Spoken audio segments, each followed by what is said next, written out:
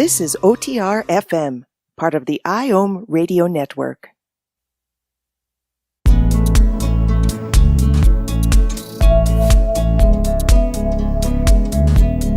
Welcome to the No BS Spiritual Book Club's live streaming interview series, where leading new thought teachers, speakers, and authors share the intimate stories behind the 10 best spiritual books that inspired them the most on their spiritual journey. From well-known classics to hidden gems you might never have heard of, the No BS Spiritual Book Club saves you time and money by sharing reliable recommendations from those who've walked the path before you. The No BS Spiritual Book Club, the only no BS guide to the best spiritual books to inspire your own journey of self-discovery. Here's your host, founder of the No BS Spiritual Book Club, Sandy Sedgbeer.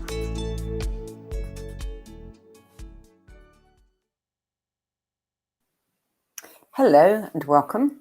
Before we meet this week's guest, I just want to take a moment to share a really inspiring book for anybody who struggles with making important decisions. It's called The Necktie and the Jaguar, and it's by retired clinical psychologist, Jungian analyst and shamanic practitioner Carl Greer. In addition to revealing how he tapped into the wisdom and the power of unseen worlds for guidance and inspiration, Carl's fascinating memoir offers some valuable keys and questions that inspire the kind of thinking that guides you effortlessly on your own path to transformation. So if you have problems making decisions, procrastinating, check it out for yourself at carlgreer.com. damanhur.com.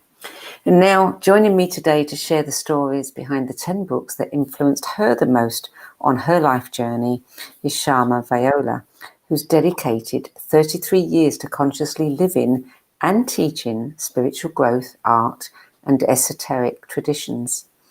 A citizen of and outreach ambassador for the Damanhur community in Italy, Shama's a highly gifted spiritual teacher, an author, and a tarot reader who's trained with many great teachers and masters, including Casca Fayette, I hope I pronounced that correctly, a fantastic channeled being who impressed her with his teachings on the distorted ways in which we attempt to find and give love, or what passes for it. Lazaris, a spiritual being channeled by Jack Purcell, the well-known author and teacher Shakti Gawain, founders of the voice dialogue method How and Sidra Stone, Byron Katie, and of course, Falco. And I'm never sure how to pronounce his name, but I'll say Tarasako, founder of Damanhur. Is that correct, Shama? Tarasako, Falco Tarasako. Yeah, I wish I could get the Italian accent. It's so beautiful, but it doesn't come easy to me. Anyway, welcome. We're happy you could join us today. I'm delighted to be here. So, you were raised in an orphanage and you only had access to school books or those that were read to you by nuns who were overseeing tasks such as embroidery, etc. So you didn't get a chance to read any of the books that you wanted to read until you were 17. No fairy tales for me. No, nothing what you would say that children grow up with. No. So what was it like for you to suddenly be let loose, in bookstores and be able to pick whatever you wanted to read? Well, I was pretty lost because I had no idea. In fact, one of the first books I read shocked me that I still remember how shocking it was. It was a book about the concentration camps and how women were treated there, the area where girls were used by the soldiers. I was in shock. It was just like terrifying. So I didn't know anything. I came out, I was like a baby. Although I was 17 years old, I really didn't know a thing about the world. And so I had to discover little by little, by trial and error. So it was a very religious upbringing up to that point. Yes. Yeah. So what turned on your light? What woke you up to something bigger than a constrained religion? Actually, it was my desire to be free. Having been in an orphanage for 13 years, when I left at 17, freedom was the greatest value that I could dream of. And I jumped into it as fully as I could. So reading wasn't immediately something that interested me. As exploring, experiencing, trying, checking things out, because I didn't know anything. And then I realized very soon that somehow the society, the context I found myself in wasn't satisfying. I was eager and yearning for something more. And that something more came with the songs of Bob Dylan, with the beatniks and the culture. The culture. And it just felt like, that's freedom. That's what I want. And I decided to go to America. And so I was naive enough to understand that I knew nothing, but I knew I wanted to go to America because that's where the culture was happening. And I was able at 24 to take my cat and a couple of bags and come to America as a tourist with a tourist visa. And nobody asked me, why do you have a cat with you as a tourist? But there I was. I immediately threw my return ticket to the garbage and I knew I was here to stay. And I had come to live a life of freedom. And so I went to California and I lived in the Haight-Ashburys and I became a flower child. And that was it. And immigration didn't catch up with you and say, hey, you should have left. It caught up with me when then with my, what became my husband, we went to Mexico because after a few months I needed to renew my visa. I went to Mexico, and when I came back from Mexico 3 months later, I was pregnant enough that they said, what are you doing? You're thinking that you're a tourist, that will be fooled that you're a tourist. You're not going to coming in as a tourist, you're going back to Italy. And so kind of forced us to get married. And that was it. But yeah. So the books that you have chosen, your 10 best list, did you give them to me in the order they were read? No, I didn't. No, they're just 10 books. Yeah, so in the beginning, in the 70s, when I started, it was Seth, and it was initiation. It was. Okay, we will get to them then in the order that we have them published on the website, and then you can talk about them. So the first one, as you just mentioned, is Initiation by Elizabeth H. And this has turned up a few times, and this seems to be an autobiography that people really connect with. So tell us about the book and tell us what it was about this book that touched you so deeply. You have to remember that for me, every book was an adventure. Every book was a discovery and a step forward in my journey, and that was it. So every book gave me a little piece that I needed. What that book gave me, every book expanded my awareness, truly just did expansion of awareness. And this one was about Egypt, about past lives, about remembering past lives. And then the shocking thing was for her to have such self-confidence, to be so sure, self-assured, which was something I needed and yearned for myself, and then to recognize that that was a trap, that actually was an ego condition that she paid dearly for. And it was shocking to feel like she remembered, she was there.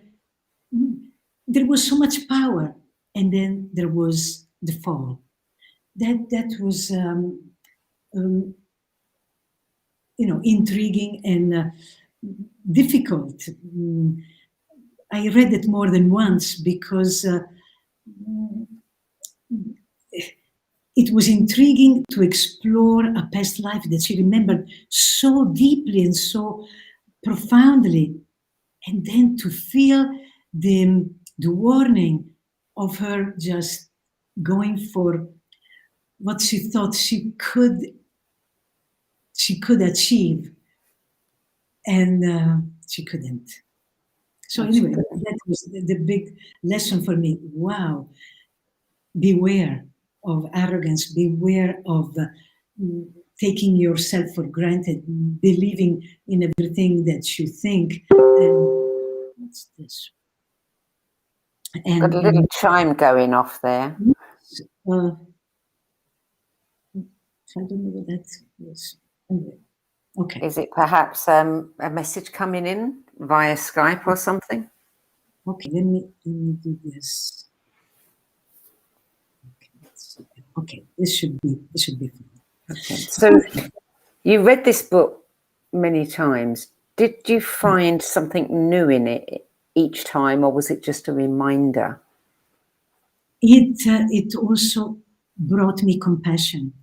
The more I read it, the more I felt how easy it is for us to fall for ego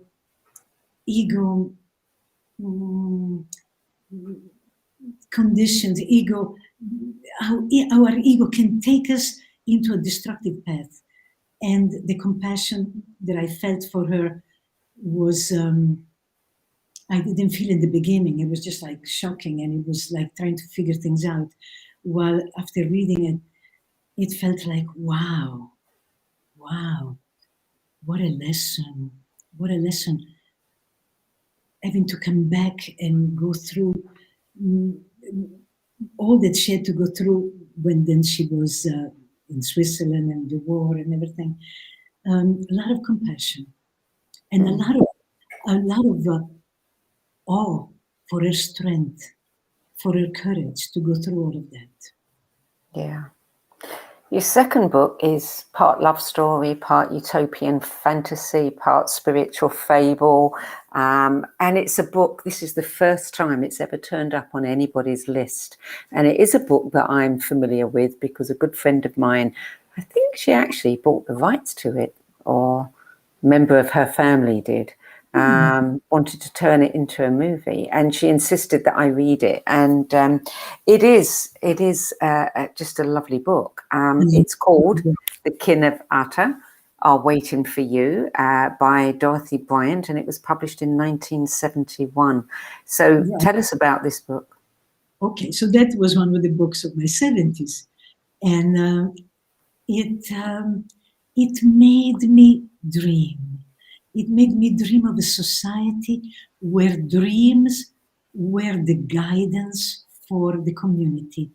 It made me dream of a very simple back to the land island where people could feel protected and safe and allow their dreams to be guiding them into creating their reality. It was fantastic for me to feel this potential that dream have for us to guide us into peacefulness, resourcefulness, togetherness, collaboration, empowerment. I don't know, it was just so simple. And I found it very beautiful. I love the simplicity. I love how it touched me. You know, at the time, of course, we were all kind of living in communes, and communes had their gorgeousness and their pitfalls. Yes. Yeah. And so to read that book and to feel that these people, this little island community, had reached a level of ideal living together, it was touching for me. It made me believe that it can happen. It made me believe that despite what I was seeing, that wasn't ideal yet, because we were children just doing our best in learning and sometimes failing. It made me feel like it can happen. It gave me hope. Truly, this was a book that gave me hope. Yeah, and it's a story about a desperate man who's running from a fast life of fame, fortune, drugs and crime, and he's led by these people, the kin of Ata, on a spiritual journey. And as the blurb says, a spiritual journey that sooner or later we all must take. Yeah, very, very enjoyable book. Very enjoyable. Now, you've been a little bit naughty in that several of your choices are whole collections of books, so you've really got more than 10. But I do understand it, and we will talk about them kind of more generally. The third one is the Seth Material, which is the whole collection of writings dictated by Jane Roberts to her husband from late 1963 until her death in 1984. The Seth books. Tell us how Seth impacted you. Seth impacted me because at the time I was growing. I was taking the first steps into understanding more about myself and the reality surrounding me. And I was going into the Berkeley Psychic Institute. I was I was studying there, learning about auras, how to read auras, etc. And I was connected with people interested in psychic work. And so they were telling me about this book called the Seth book. And so I read my first channel book. And of course I could understand very little because it's very difficult to read. The way Seth speak is, I don't want to say convoluted, but for an Italian speaker that, a beginner in the spiritual world, it was learning bit by bit about creating your own reality, a whole amazing variety of values and information that was very new. It was totally new. And so it was fascinating. It was touching something inside that resonated deeply. Intellectually, it was a little bit of stretching, luckily. I would never be able to say whatever Seth was saying because I didn't have the vocabulary to that degree. But it was so profound, the way it touched me and the way it made sense of a reality that was finally beginning to surface for me and be what I was seeking. Was it the first channeled book you read? Truth be told, I don't know if I read the Ra books or Seth or at the same time. It was surely at the same period. Yeah, and you said that you found it very helpful, especially during the years that you spent with Lazaris, an entity who was your teacher for many years. But they gave me a basis. So Seth gave me a basis that although I couldn't, as I say, couldn't even repeat what he was saying, gave me a basis to understand more my later teachers. And so that's why I would put a book like the Seth books as paramount for me in my growth, because it's interesting. What I'm trying to say is, when I was reading books like those, it was as if I was expanding my awareness, but I wasn't really putting into practice. I wasn't really so much understanding them to a point of living them, but I was loving them. First I was loving them, but then I lived them later. But I loved them, and I knew it was my truth. It was something that was the truth for me. But I needed to then grow more into how to apply them, and that came later. Book number 4 was written by a professor of philosophy, The Moon Under Her Feet, and it's Klister or Kleister? I have no idea.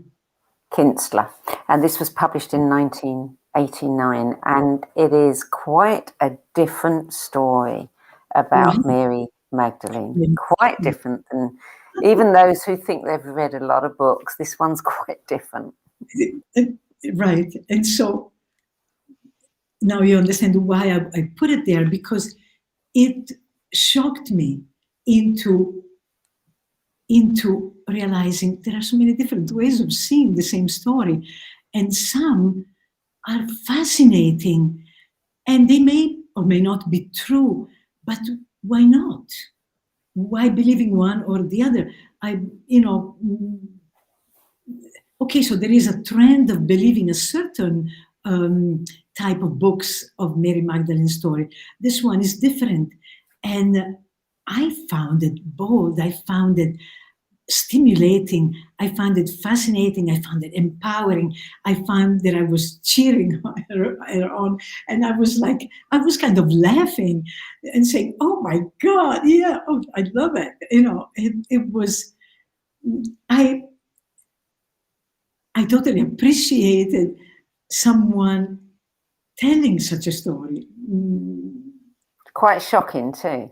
Quite shocking. Quite shocking. Yeah. We won't give it away. No, don't give it away. No. But it was because, well, what comes after is the Mists of Avalon.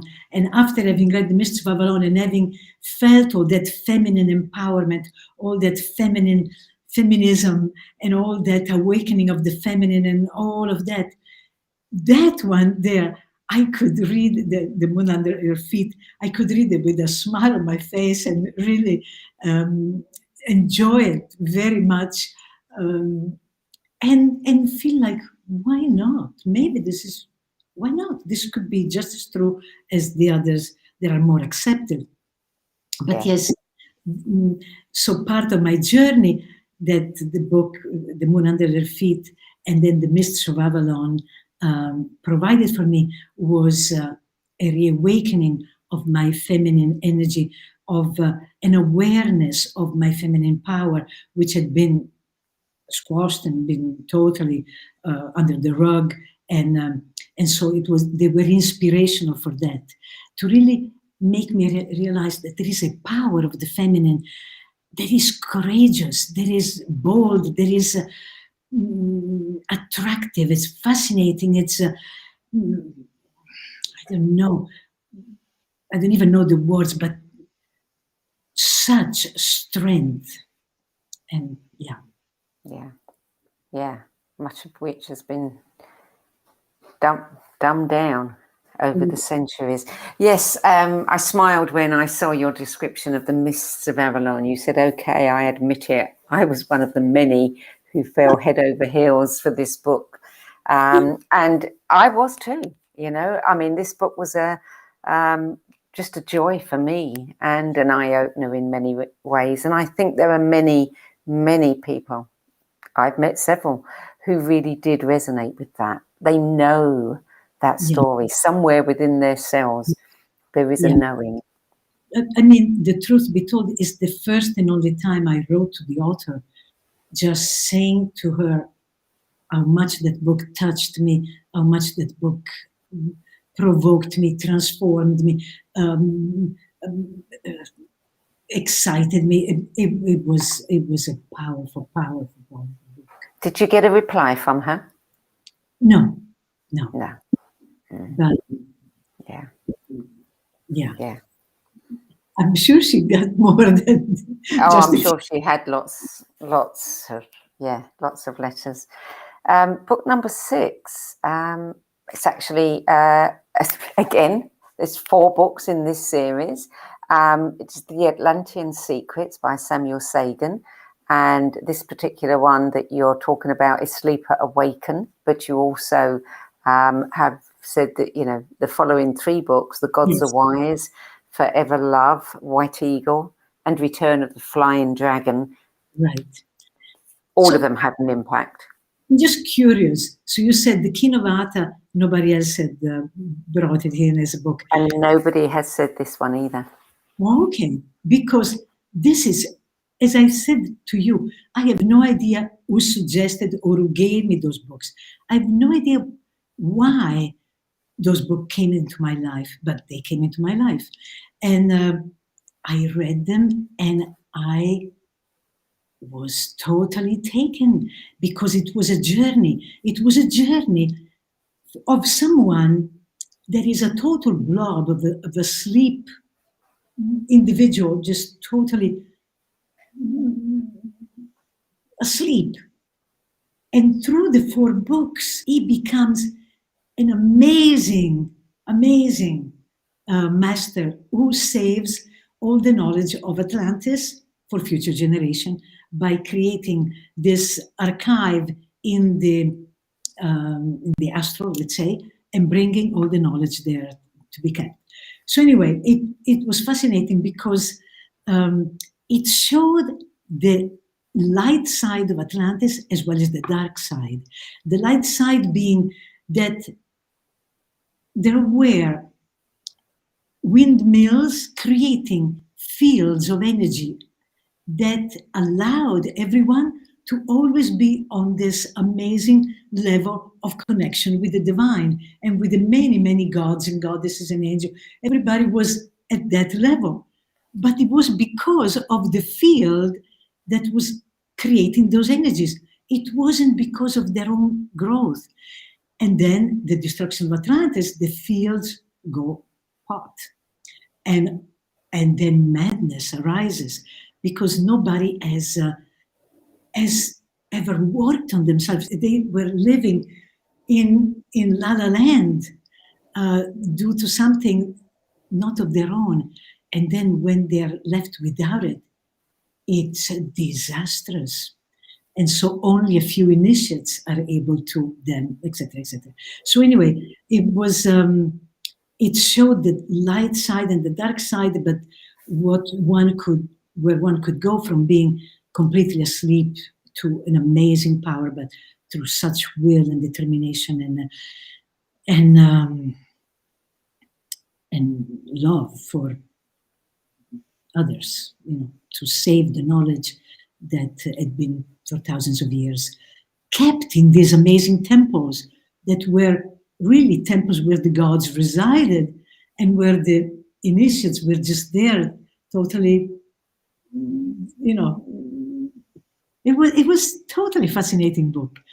So it was a saga, it was a journey, mostly of this one individual and his journey through awareness and what he learns and how he grows into becoming the master that saves all the knowledge. And so it could be a complete science fiction, but for me, it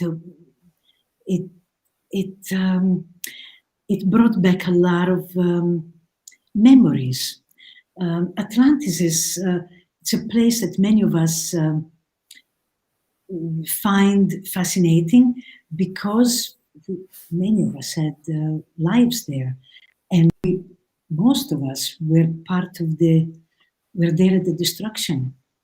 And so many of the things that I read did affect me.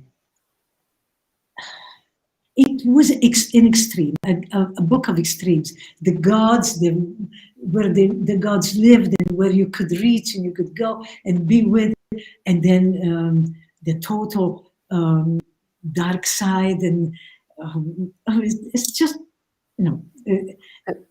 the way you described it was like reading Lord of the Rings and being taken into the magic of amazing adventures of light and darkness fighting one another in a reality where worlds intersect, human beings and angels communicate directly, seers contemplate the distant past and future of humanity, and initiates travel along the ladders of levels of reality. Wow, okay, that's one for the list then. If you want to just be brought into a totally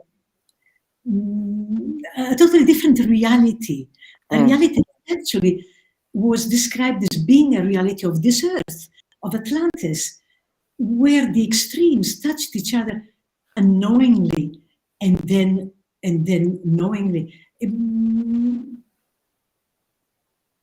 Fascinating. Yeah. Okay, so book number 7, written by anthropologist Angeles Arian, and it is the Tarot Handbook, published in 1987. Now, I know that you are a very accomplished tarot reader. Was this the first tarot book that you read? Yes. It was the first tarot book that I seriously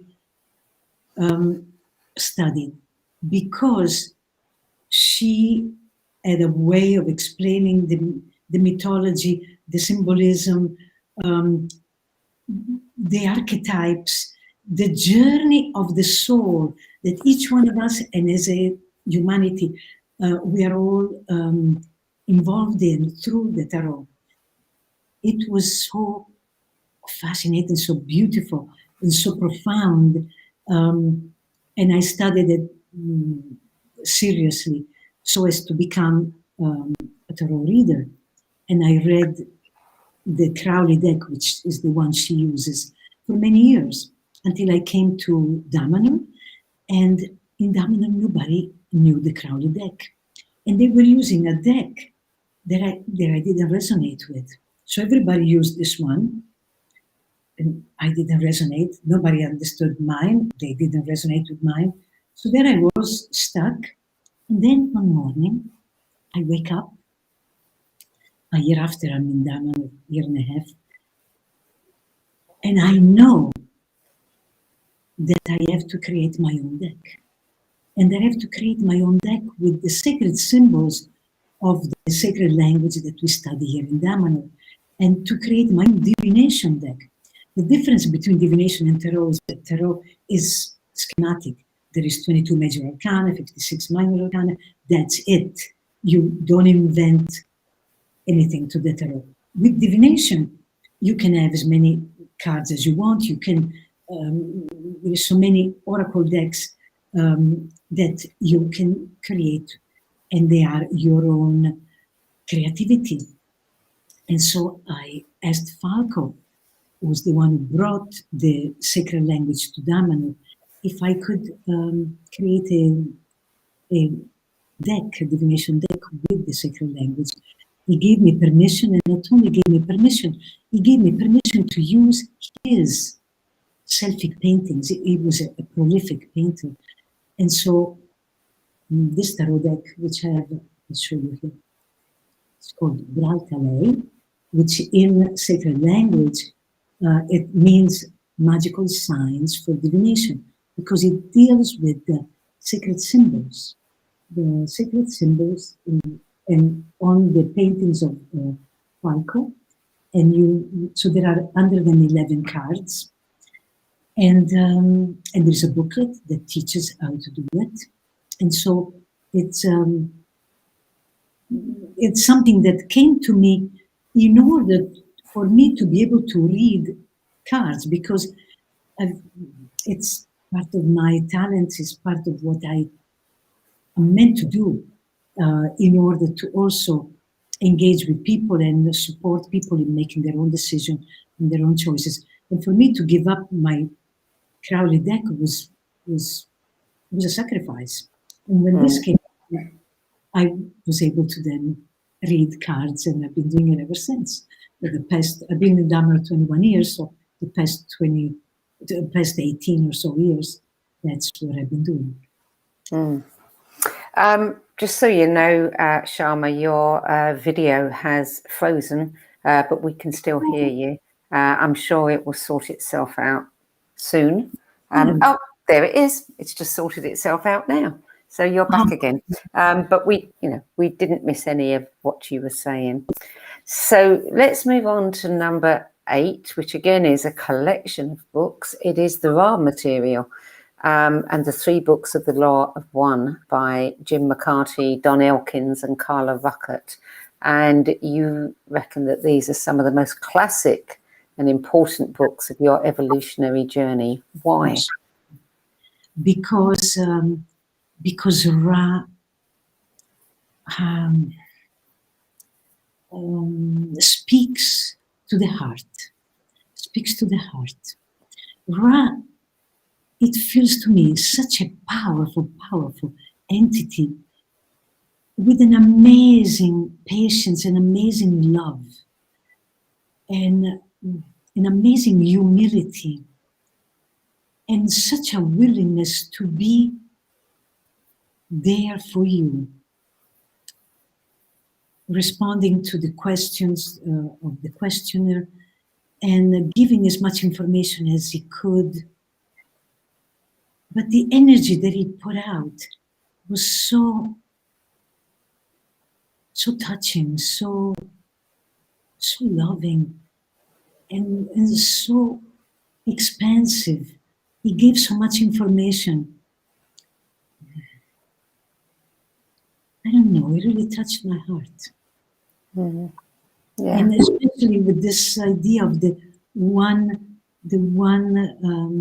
creator, that, and yeah, that we are one, the oneness, the service to others and the service to self, these basic elements that started to really work in my life and becoming cornerstones of my journey. It was clear, service to self and service to others, that how simple it is. You always have a choice. You always have a choice. So what are you doing? And to see everyone as the one creator. Difficult, challenging, but profound. And to see yourself as one with the creator. It was a series that very touching. I found it that spoke to the heart for me. Yeah. And for those who don't know it, the philosophy of the law of one describes the big questions of life: why, how, and where everything that exists comes from. And it explores this premise in relation to many aspects of life, including philosophy, religion, spirituality, cosmology, anthropology, history, politics, biology, geology, physics, and the paranormal. So yes, many people love the Ra material. Yeah. So number 9, single book. Oh, I love this. I love these books. Tell us what it is then. It's because these are books who make you love your shadow, because it makes you explore it. It makes you explore the darkness in you to a degree that you can realize you can transform it. It's just energy. It's just energy. It's just like light or darkness, energy. It's just like you paid attention. How can you say?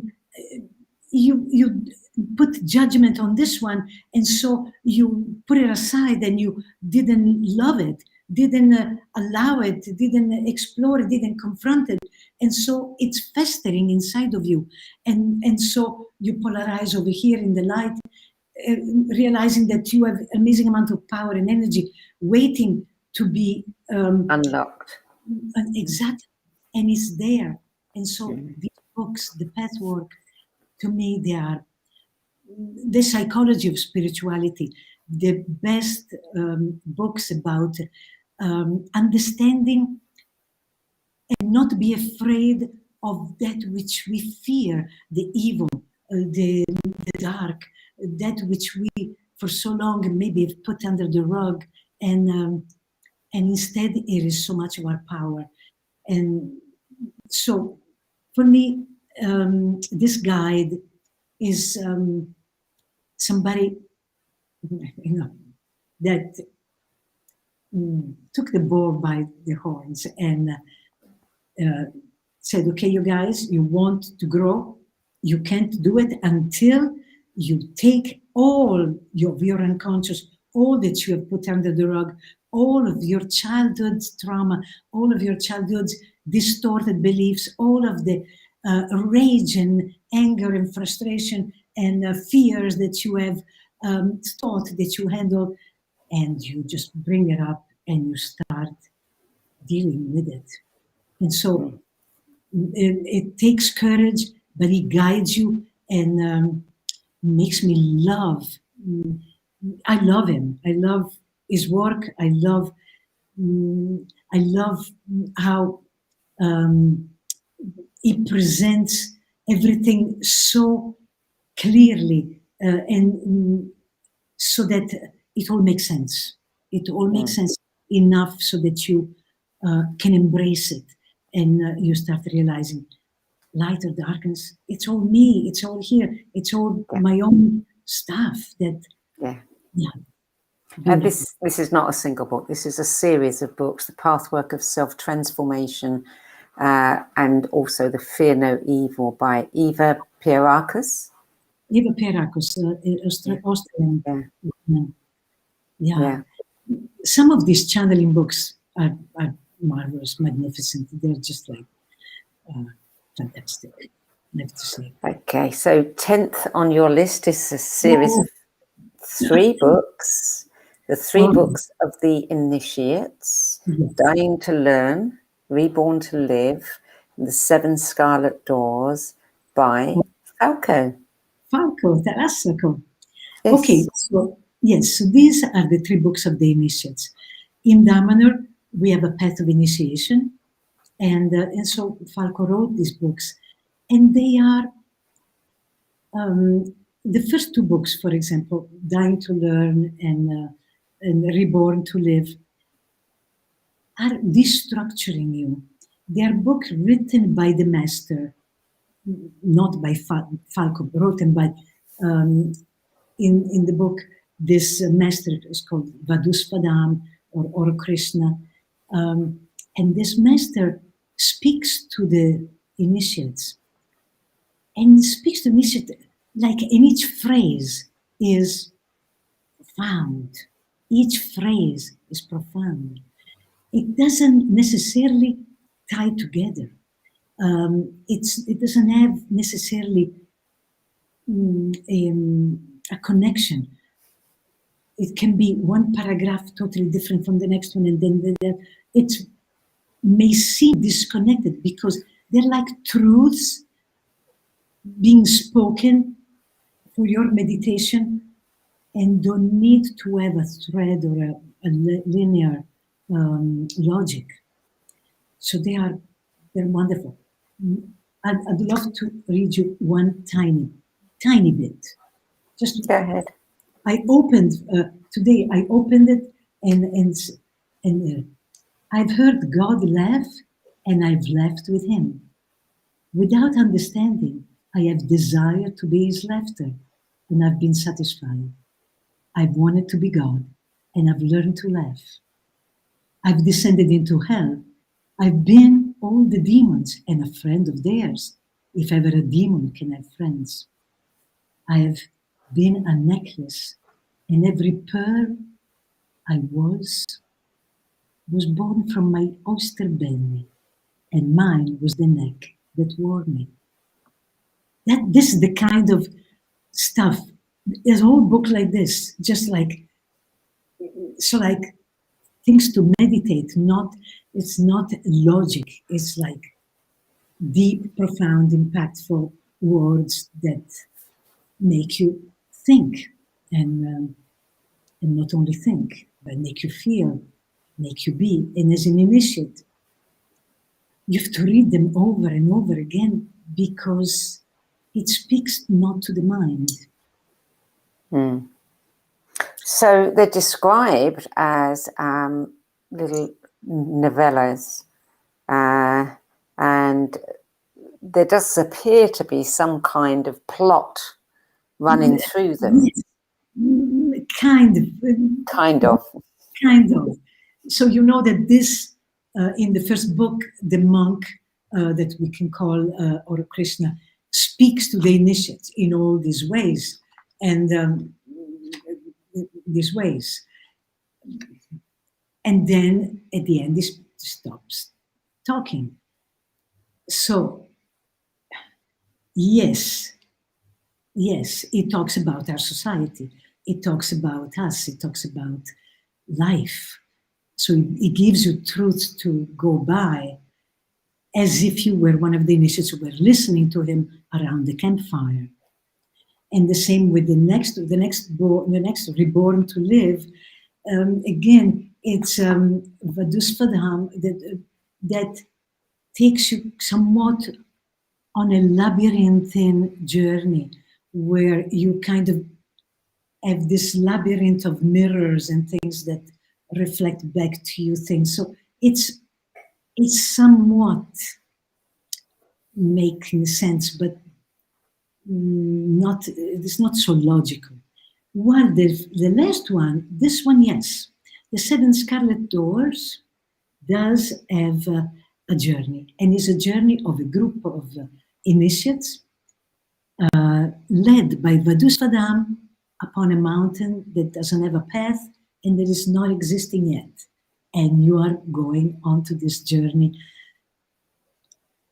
that you have to reach 7 scarlet doors, which are 7 tests that you have to go through individually and collectively in order to then reach the possibility of creating a new world. So this one is the journey, is a journey of challenges, of what tempts you on the journey. What tempts you, what makes you stop the journey.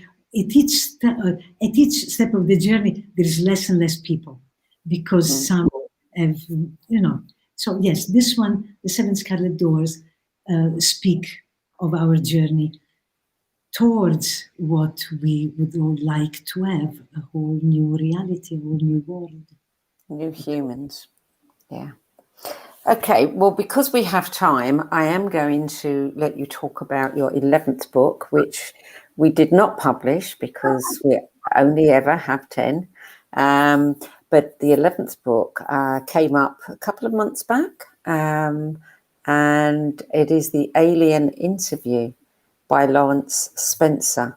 And some people think this is complete fiction, and others say it's not. So tell us why you like this book.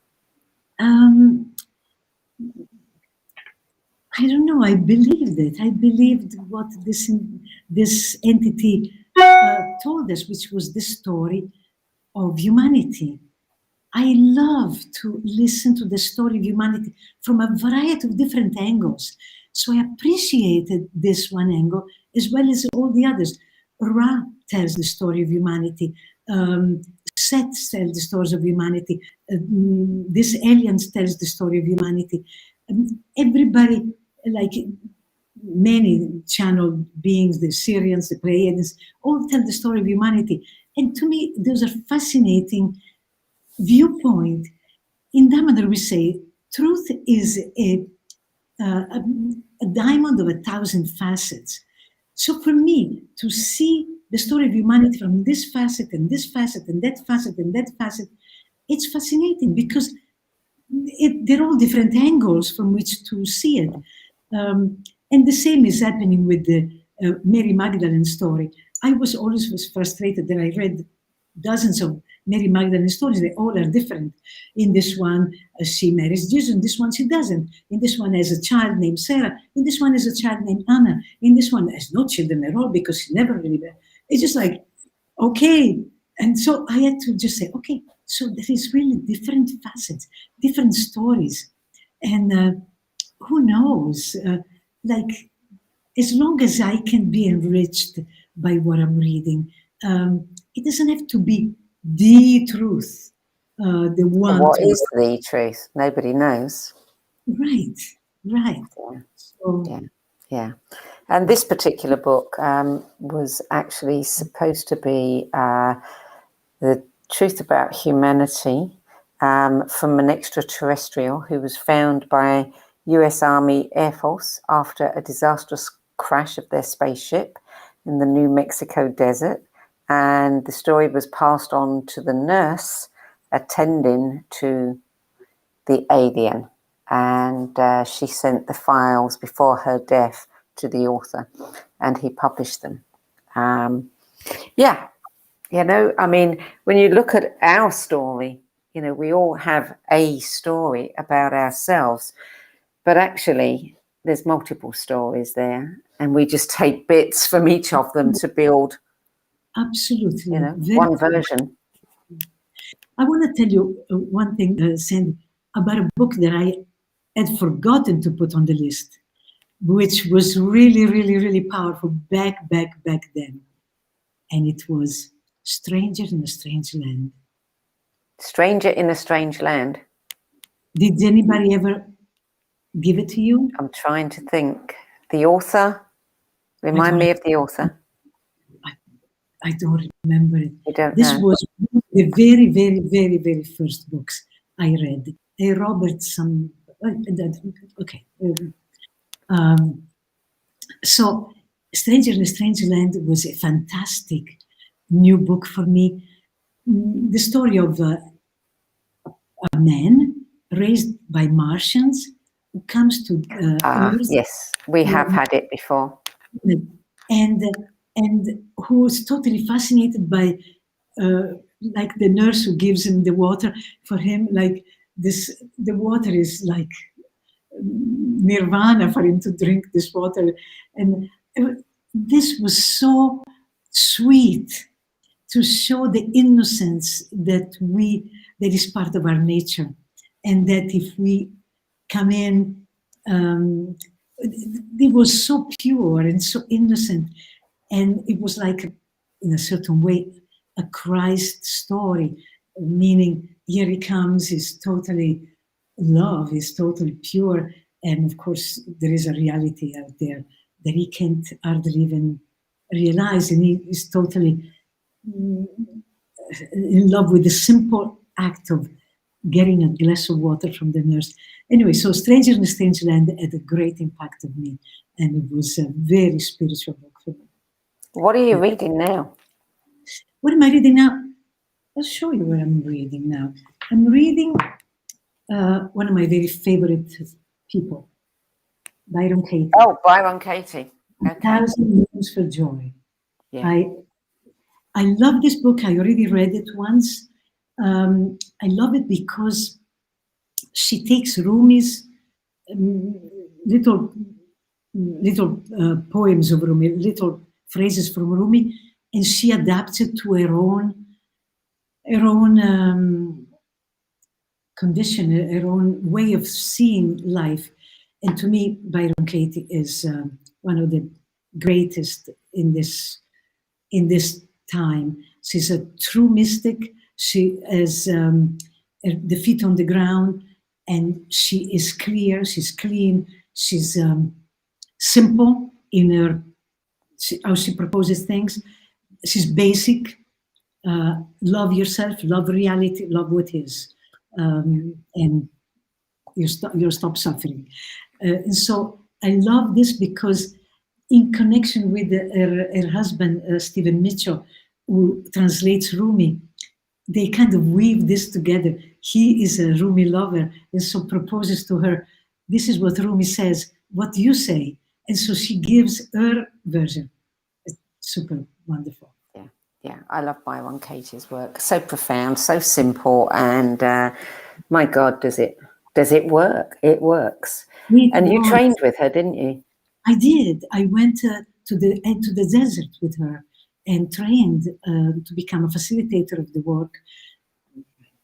Wow, that was back then. It was late 80s, early 90s. I don't know, 80s. She's clear. She's just super. You also trained with Shakti Gawain, who became a great friend of yours. Yes, she was a friend of mine since the 70s, when we both went to Cascafayette. She also was someone who came to this fantastic teacher, and so we remained connected. And then, I went to live with her, and we lived in Hawaii together, and I was her right hand for a long time. We traveled the world. We went to Australia, New Zealand, Europe, America. It was fun. It was wonderful. Yeah. She loved voice dialogue, which is the work of Helen Siderstone. Loved it. And so that's all she wanted to pass on to others. So we would go into workshops on voice dialogue, and I became a skilled facilitator, and I brought voice dialogue to Italy when I came to Italy. What attracted you to Damanhur, and when did you go there?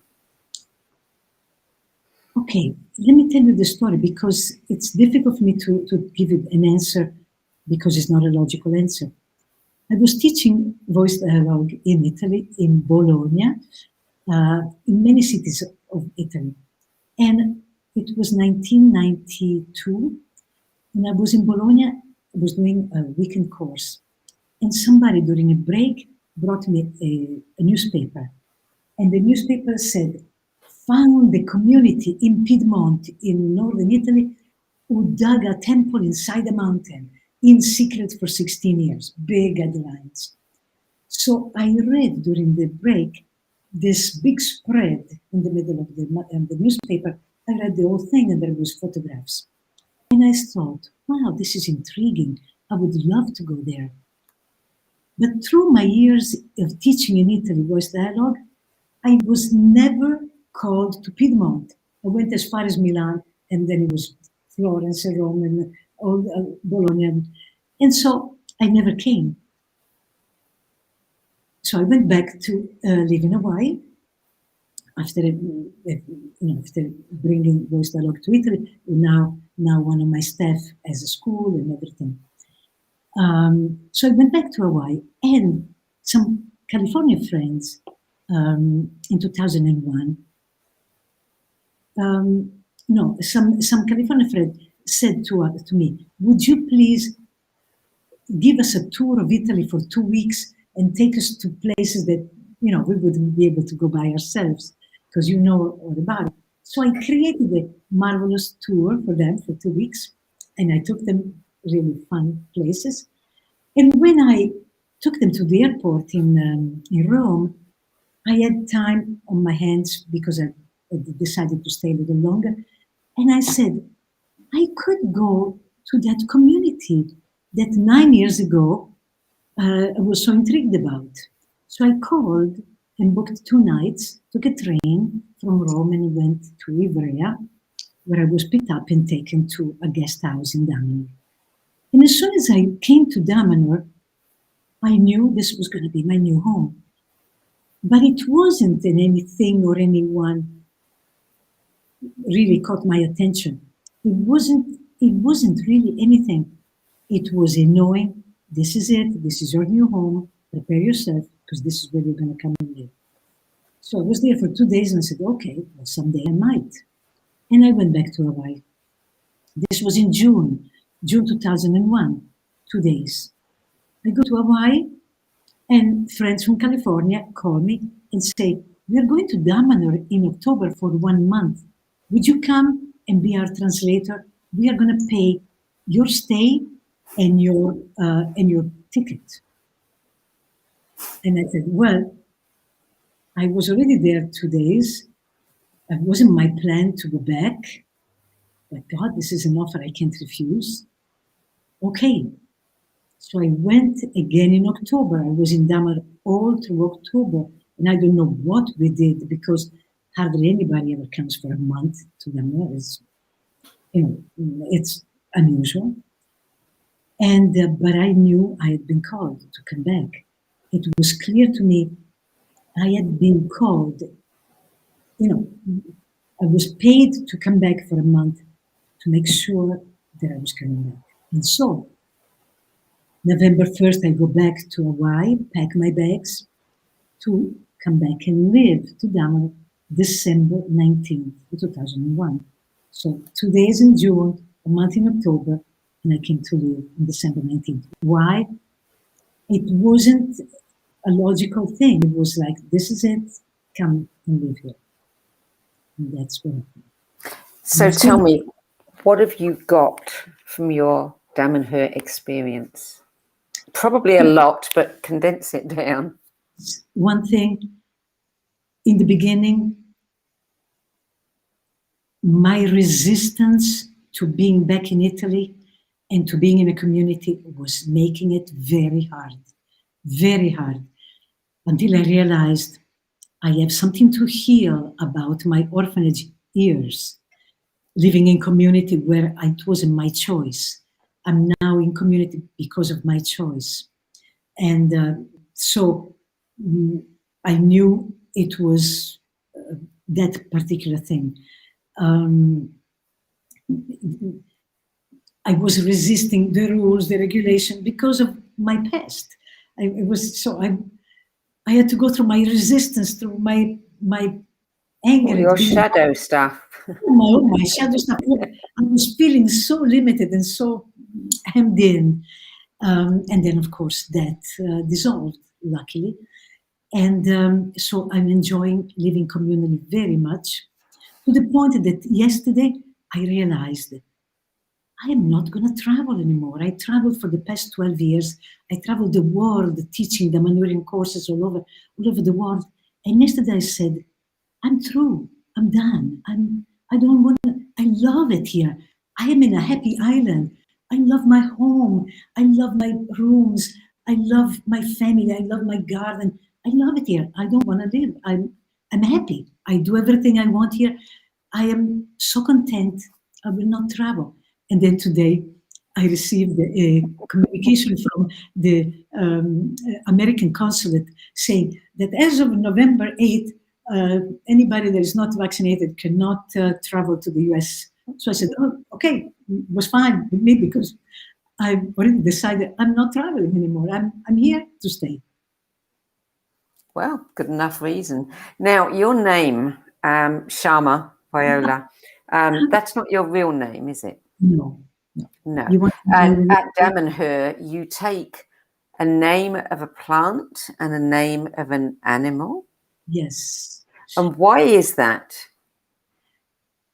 Why is one? Because we want to play. We want to have fun. We want to play for playfulness, because we enjoy the game of playing. And also, seriously, because we want to be representative of at least a species, a species of plant and a species of animals. We want to be responsible for them. We want to be their stewards, their representative.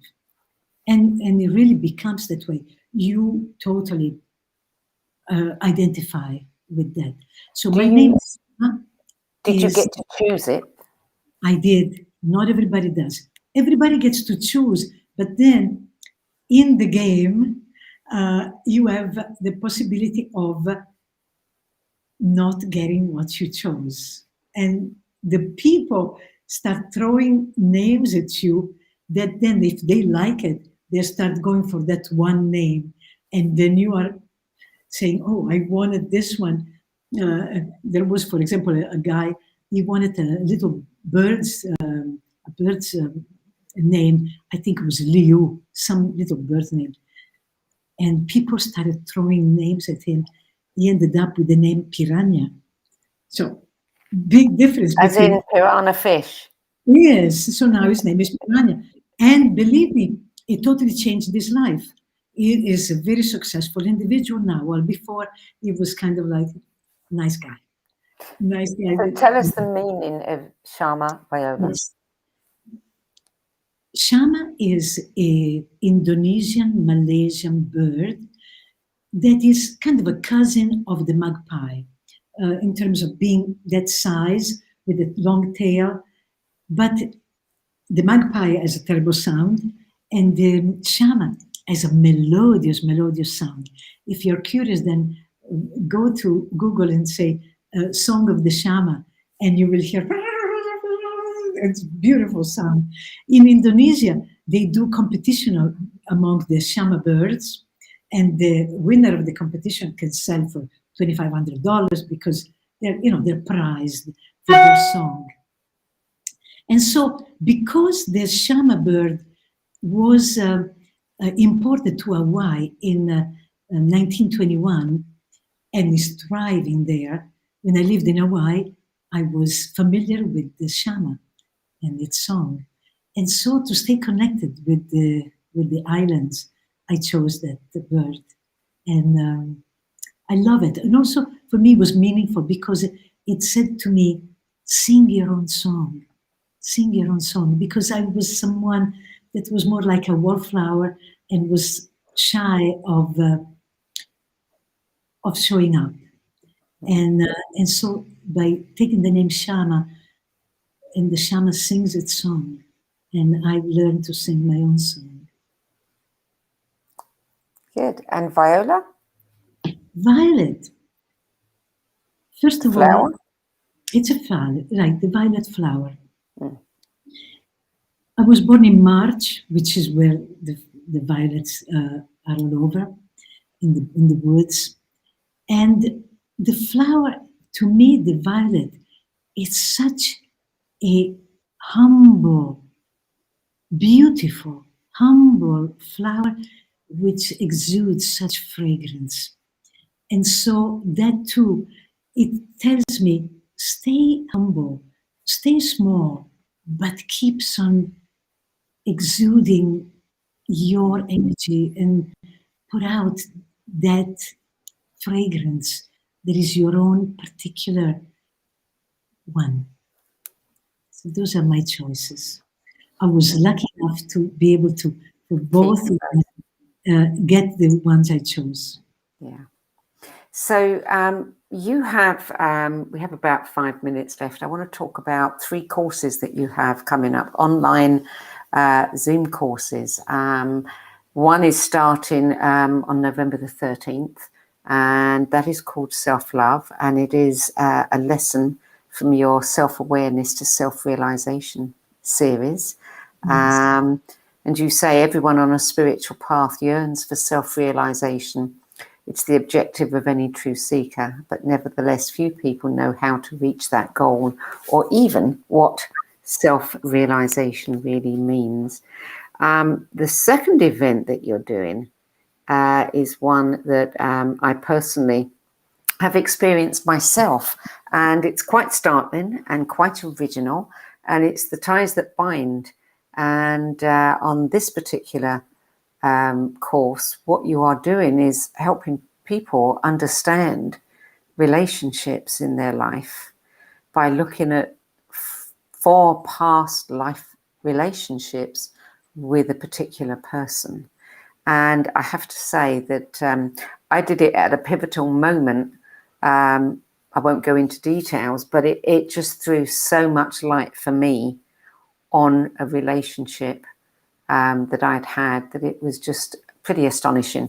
And if anyone's having challenges or wants to know, if there have been past connections, this is one that I really, really do recommend. I can't say enough good things about it. And then in January, you're doing a life course based on Lazaris's teachings. Well, yes. It's actually named Lazaris. Lazaris. Yes. Okay. And it's called exploring, experiencing, and expanding into love. Because love, to me, is such a precious gift that we have, that it becomes cliche as we are throwing it back and forth and all around, and everybody talks about it, and it's kind of losing, misunderstood. And so we want to explore it, we want to experience it, we want to expand into it, and really understanding what it is, and seeing what blocks us, what misunderstandings are there that take us off the loving path that we are all on, because our true nature is love. But we have covered it up with so many conditioning and negative imprints that when we bring them up, we can reconnect with that loving nature and then live from that loving nature that we really are. So where can people find out about these? Where can they sign up for them or get more information? To my website, shamaviola.com. Okay. It will be all there, the dates, the way to register. Shamaviola.com. Okay. Yes. Shama, thank you so much for adding your 10 best spiritual books to the No BS Spiritual Book Club's library of recommendations. I've enjoyed our conversation, and you've had a fascinating life. Thank you so much. It's been wonderful being here with you. You too, Shama. Thank you. So you can see all the videos in this series on the video page at the nobsspiritualbookclub.com, where you can sign up to be the first to know who's coming up next. And while you're there, if you know that you have a book in you but don't know where to start, click on the Work With Me tab and find out how my experience helping others birth their books might help you birth yours. That brings us to the end of this week's show, which will be available as a podcast on all the podcast sites. It will also be posted as videos on several YouTube channels, including On Times TV and my own YouTube channel, and it will be available on the No BS Spiritual Book Club. That's it for this week. I'll be back at the same time next week with another edition. And till then, it's goodbye from me.